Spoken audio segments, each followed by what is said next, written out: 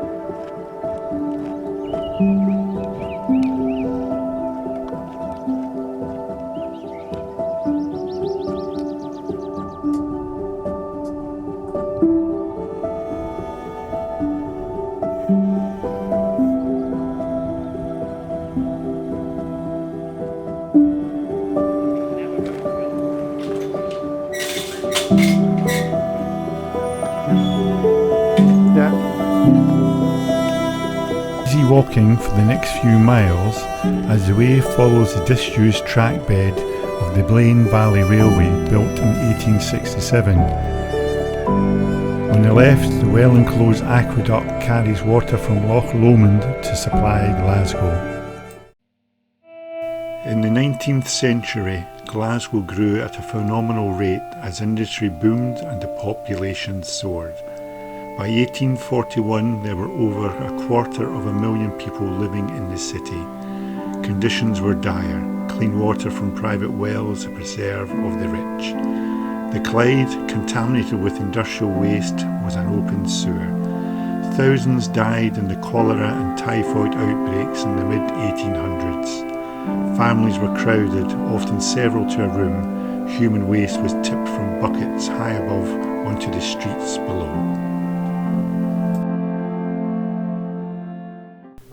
Then, in 1848, the Public Health Act gave local authorities responsibility for the supply of clean water and the disposal of sewage. It was a civil engineer from Yorkshire, John Bateman, who concluded that the fine quality of the waters from Loch Katrine could meet the city's needs, and construction began in 1855 of a 26-mile pipeline with over 80 tunnels and 25 aqueducts capable of carrying 50 million gallons of water every day. The scheme was opened by Queen Victoria in 1859, and over 150 years later it is still in use, a testament to the skill of the engineers and navvies that built it.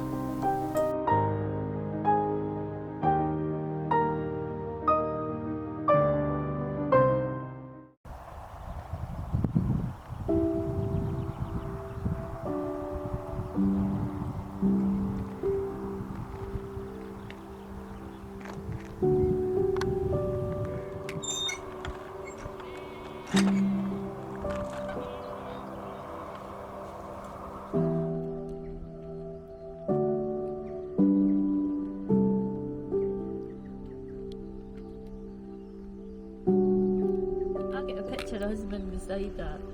Okay, wait a minute.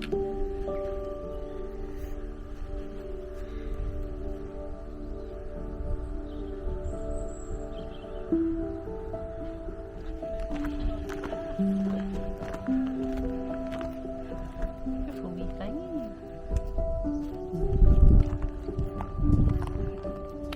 Come on.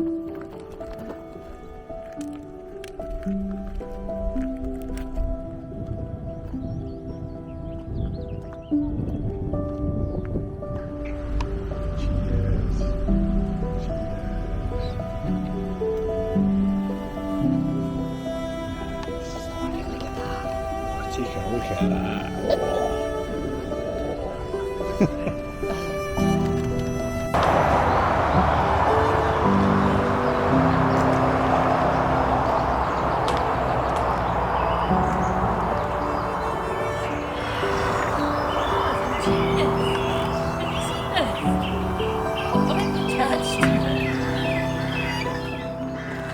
Novel way of getting to close the gate.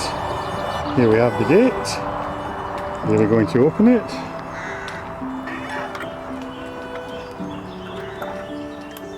Huge big weight.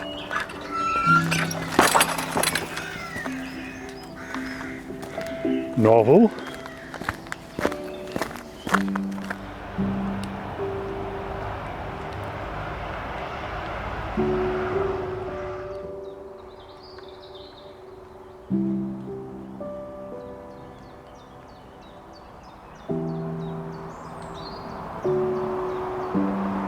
Alright, wee man.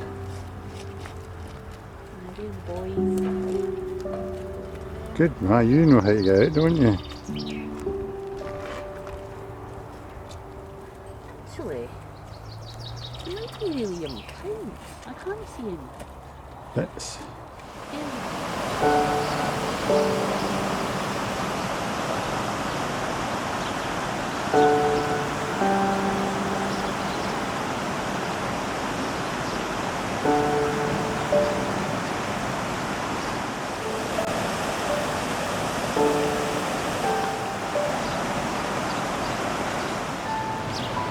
Please put notes through the letterbox.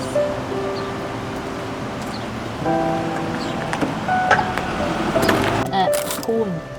Oliver Cone. Mint Mint Oliver chocolate. name, yeah. Strawberry and vanilla.